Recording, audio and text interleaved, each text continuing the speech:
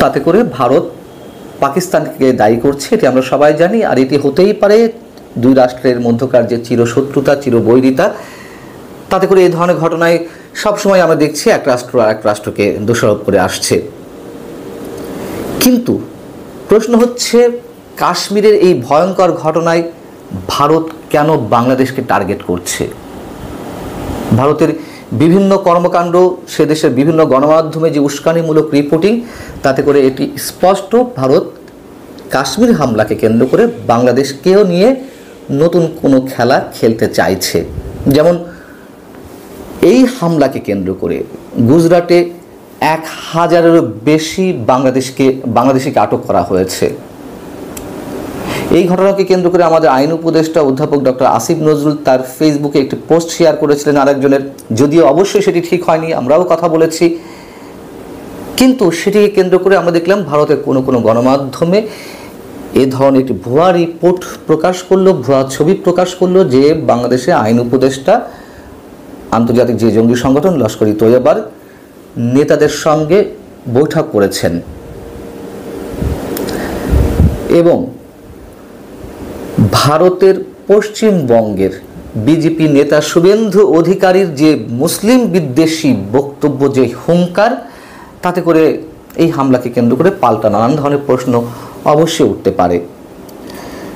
ভারতের কোনো কোনো গণমাধ্যম বাংলাদেশকে জড়িয়ে নানান ধরনের বিশ্লেষণ করার চেষ্টা করছে যে এই হামলার পিছনে বাংলাদেশের কোনো হাত আছে কিনা।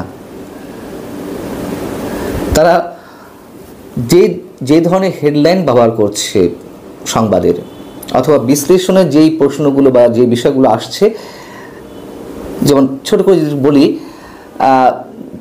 তাদের হেডলাইনে আসছে যেমন বাংলাদেশকে জড়িয়ে পহেলগামে বাংলাদেশি লিঙ্ক বেরোবে না তো, মানে বাংলাদেশের সম্পৃক্ততার কোনো খবর বের হবে না তো, ভয়ে বিবৃতি দিল ইউনূস সরকার। কোনোটি আবার বলছে যুদ্ধ লাগছে, বাংলাদেশ সেনা কি পাকিস্তান সেনার সঙ্গে ভারত আক্রমণ করবে। এবং এই সব গণমাধ্যমে যে ধরনের বিশ্লেষণ উঠে আসছে, তাতে তারা আবারও বাংলাদেশের অন্তর্বর্তী সরকারের সময় মৌলবাদী শক্তির যে চরম উত্থানের উর্বর ক্ষেত্র তৈরি হয়েছে সেই প্রসঙ্গটি আনা হচ্ছে। আইন উপদেষ্টা অধ্যাপক আসিফ নজরুলের যে বক্তব্যের কথা বললাম সেটি নিয়ে নানানভাবে খণ্ডন করার চেষ্টা করা হচ্ছে, বিশ্লেষণ করার চেষ্টা করছে। অন্তর্বর্তী সরকারের বিভিন্ন উপদেষ্টা এর আগে ভারতকে আক্রমণ করে নানান ধরনের যে বক্তব্য দিয়েছে, উস্কানিমূলক কথাবার্তা বলেছেন এটি সত্য কথা, আমরাও স্বীকার করছি, সেগুলো প্রসঙ্গক্রমে তারা নিয়ে আসছে। পাকিস্তানের সঙ্গে ভারতের যুদ্ধ হলে ডক্টর ইউনূস সরকার পাকিস্তানের সঙ্গেই থাকবে, এই ধরনের নিশ্চয়তা তাদের নানান ধরনের বিশ্লেষণ উঠে আসছে। গুজরাটে 1024 জন বাংলাদেশি নাগরিককে আটক করা হয়েছে একদিনেই, শনিবারে। গুজরাটের স্বরাষ্ট্র প্রতিমন্ত্রী হর্ষ সংঘভি এই অভিযানকে ঐতিহাসিক বিজয় বলে উল্লেখ করেছে।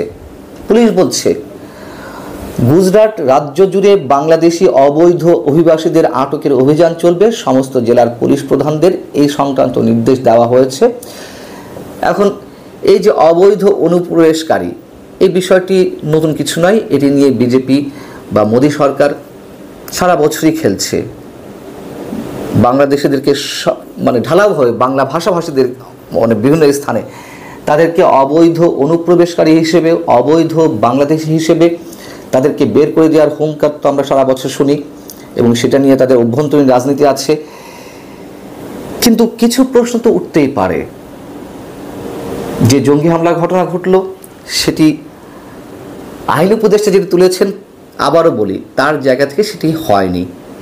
আমাদের নানান ধরনের বিশ্লেষণ আসতে পারে, কিন্তু সরকারি দায়িত্বশীল মানুষেরা অবশ্যই দায়িত্ব জ্ঞান সম্পন্ন মন্তব্য করবেন, কূটনীতি সুলভ আচরণ করবেন। তো যাই হোক,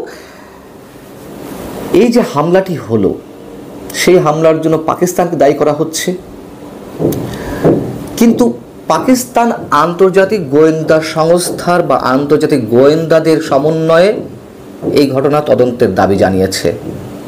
নিউ ইয়র্ক টাইমসের দেওয়া এক সাক্ষাৎকারে পাকিস্তানের প্রতিরক্ষা মন্ত্রী খাজা আসিফ তিনি বলেছেন যে আন্তর্জাতিক কোনো তদন্ত সংস্থার মাধ্যমে এটির ইনভেস্টিগেট করা হলে তাতে যা বেরিয়ে আসবে নিশ্চয়ই আমরা মেনে নেব।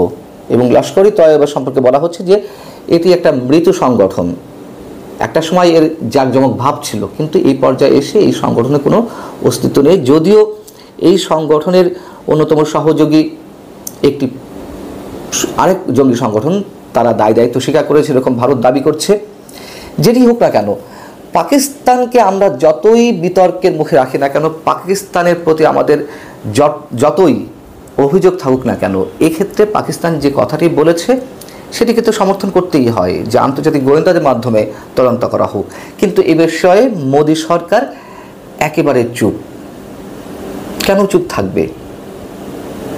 প্রশ্ন তো সেখান থেকেও বেরিয়ে আসতে পারে। মোদী এই কাশ্মীর হামলাকে কেন্দ্র করে আসলে কোন ধরনের খেলা খেলতে চাইছেন? তিনি যে সাম্প্রদায়িক কার্ড বিভিন্ন ইস্যুতে তার রাজনীতিতে ব্যবহার করেন, এটিও নতুন কিছু নয়।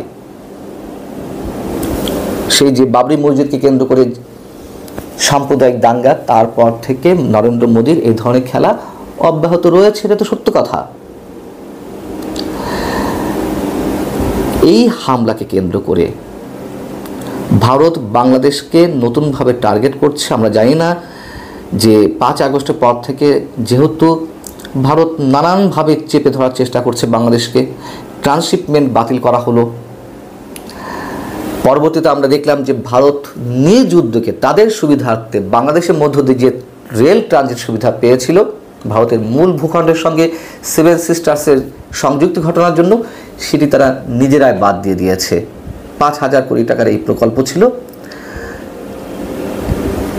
এই সব জায়গা থেকে আমি এর আগেও বলেছি, ভারত বিভিন্নভাবে বাংলাদেশকে চেপে ধরার চেষ্টা করবে।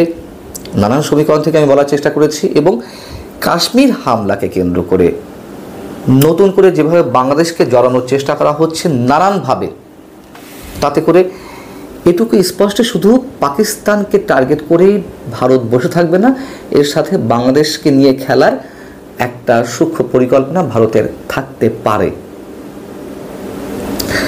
ভালো থাকুন সবাই। আল্লাহ।